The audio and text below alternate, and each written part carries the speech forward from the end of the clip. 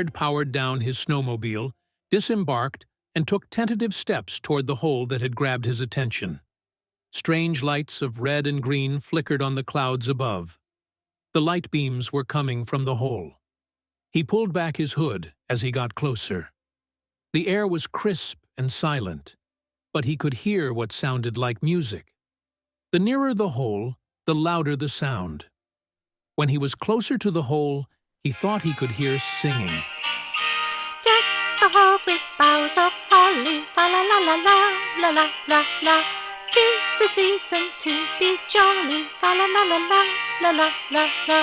Join we now our gay apparel, fa la la la la la, la la la. Troll the ancient Yuletide carol, fa la la la la, la la la la. He stopped at the edge of the cavity and looked down. There were people at the bottom. 6, maybe 7 of them. Most were slim and dressed in green, and they seemed to be the ones singing. It looked like they were busying themselves attempting to get a large central figure to stand up. He was a portly fellow, dressed from head to toe in bright red with white fur trim, black boots, and a large black belt.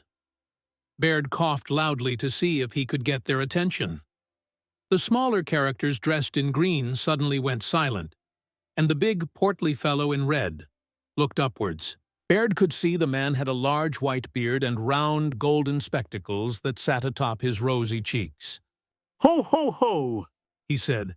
"Well, hello there, my good man. What's your name?" Baird took a step back and thought for a moment before answering. Thomas," he said. "But out here, everyone calls me Baird." "Then Baird it is." The portly man got to his feet, while the others pushed and heaved around him to help. "I say, Baird, you couldn't help us out, could you? You see, tonight is very special, and I have a very important task, but we seem to have gotten stuck down here. Can you help get us out?" Baird looked around at the walls of the hole. They were vertical and looked slick with compacted ice, maybe 20-odd feet deep. "Right, okay," he replied, still a bit confused at what he was seeing. He remembered he had a large tarp folded up in his travel box, and that gave him an idea. "Listen," he shouted down. "I'm going to lower a tarp down, and if you get into it, I can use my snowmobile to pull you out. Best to start with those who weigh the least. Make sure it's strong enough to lift you out." The large man smiled, then seemed concerned as he looked around at all the little men around him. "Oh," he said. "Very well, but I think it's best we all come up together." Baird assumed he hadn't heard him properly, so called down again. "It's best you come up one at a time.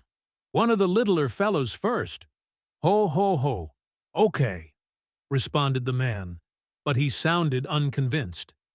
A few minutes later, Baird had secured the tarp's corners with rope, and then tied the rope to the back of his snowmobile. He maneuvered it to the edge of the hole facing away. "Stand back!" he shouted as he lowered the tarp down. It looked like an upside-down parachute and moved in stops and starts as he gradually let the rope it was attached to feed out of his hands. "Okay, let's have the first one get inside the tarp." They all looked at each other and seemed to be whispering something too quiet for Baird to hear. Okay, you go start up your snowmobile," said the large man in red. Baird puzzled at such a weird bunch of people in such a weird situation. Best just to get them out and head back to the station to get warmed up, he reasoned. He sat on his snowmobile, turned the ignition, and revved the handle. The familiar and satisfying sounds and vibrations from the motor ran through his body. Slowly, he opened the throttle and gradually began to pull away.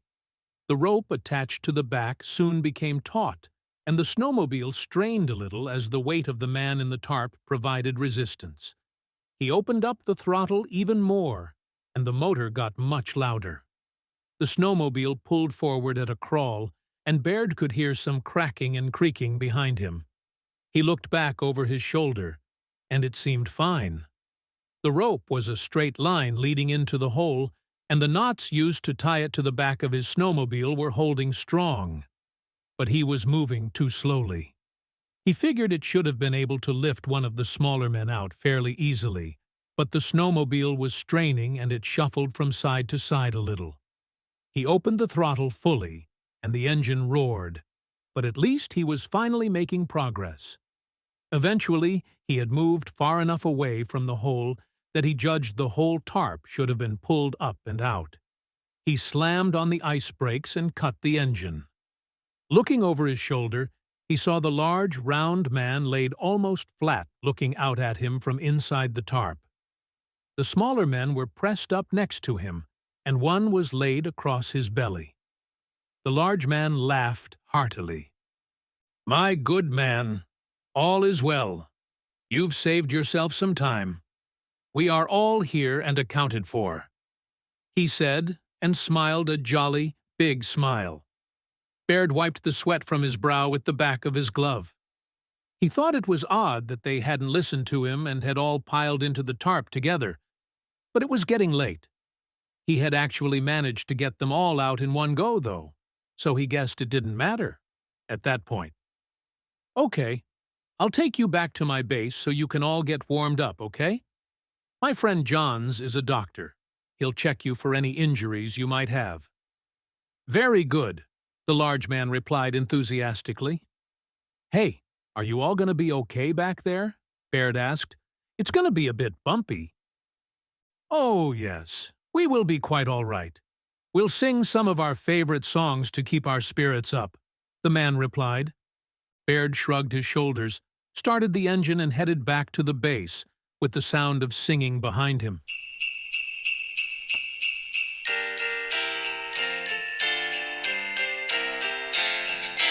Dashing through the snow in a one-horse open sleigh, o'er the fields we go, laughing all the way.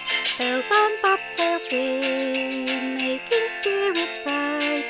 What fun it is to ride and sing a sleighing song tonight! Oh, jingle bells, jingle all the way.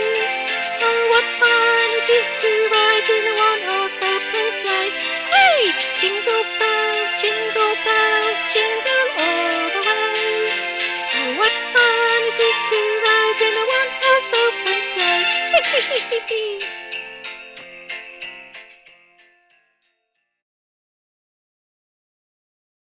It was dark by the time they arrived at the outpost. Baird couldn't see his colleagues outside and assumed they were likely inside preparing the evening meal. Johns wasn't actually a doctor, he was a research biologist, but he was the closest thing the base had to a doctor. Their colleague, Logie, was a meteorologist who specialized in the effects of climate change on the Arctic Circle. Logie and Johns were the smart ones. He was just the station engineer. More of a handyman, really.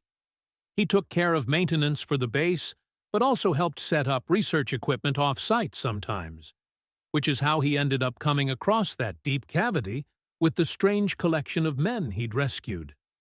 After powering down the snowmobile, he dismounted and told them to follow him inside. "We'll get you warmed up and fed. Just follow me," he said. Baird walked up the stairs and opened the heavy door, which was the main entrance into the station. The warm air from the interior rushed past him into the cold, crisp air outside. "Hey, Logie! Johns!" he called as he looked back to watch the strange sight of all the little guys in green seemingly carrying the larger man in red. They shuffled and wobbled towards him and paused as they reached the stairs. "Hey, Baird! Just in time for dinner," Logie said, as she saw him come round the corner. "Perfect. Do you know where Johns is? I got some people with me who may need a check-over," Baird said. "People?" she asked, not sure if he was kidding around. "Yeah, I pulled these guys out of a hole they fell into out on the ice. Real weird fellas, but friendly. They're right behind me." She could hear a commotion coming from the entrance, but it didn't sound like footsteps. Johns came out of the kitchen carrying a tray with some freshly baked pies and smiled at Baird as he walked towards the dining table. "Hey, Baird, you took a while. Why are you so late? What the?" He stopped smiling, and the tray clanged on the floor as he dropped all the pies on the ground. "Fuck! What is—" He didn't finish his sentence and just pointed towards Baird. Or maybe he was pointing just past him, at something slowly staggering up from behind.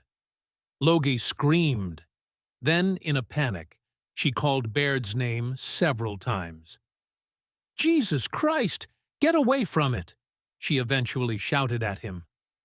Baird turned around and saw the large, round man in red on the shoulders of several of the smaller, slender men in green. Weirdly, two more of the thin green men were being held up by the larger man, and they were swinging out towards him as if they were long, flexible arms. Logie broke the grip of her fear and grabbed Baird after running to him. She pulled him away with as much effort as she could manage. Baird took several awkward steps back as she yanked on his arm. "I don't understand," said Baird. "They seem like such friendly fellows." "What the fuck is that thing?" Johns cried out. He'd never seen anything like it. Its strange, bulbous red head and body with long, terrifying green tentacles for limbs. Its face was filled with 100 dark eyes. Its gaping maw filled with 1,000 white, needle-like teeth. A pale, viscous fluid ran from its quivering mouth and dripped onto the floor below. It paused its shambling walk toward them, lifted itself tall and opened its awful mouth. Green and red lights came dancing out and ran across the ceiling. Johns and Logie couldn't help themselves. They gazed into the lights, despite a strong sense of impending doom. Then a sound emerged from the creature. It sounded like it was singing. The damn thing was singing. We wish you a Merry Christmas, we wish you a Merry Christmas, we wish you a Merry Christmas and a Happy New Year. Good tidings to you, wherever you are. Good tidings for Christmas and a Happy New Year.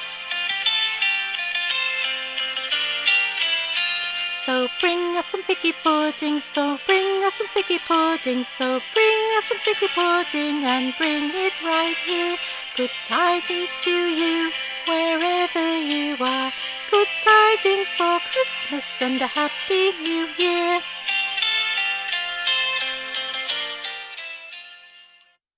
They all joined in the jolly song as the large, round man in red and all his little green helpers lumbered slowly towards them. "Ho, ho, ho! Let me give you all a hug."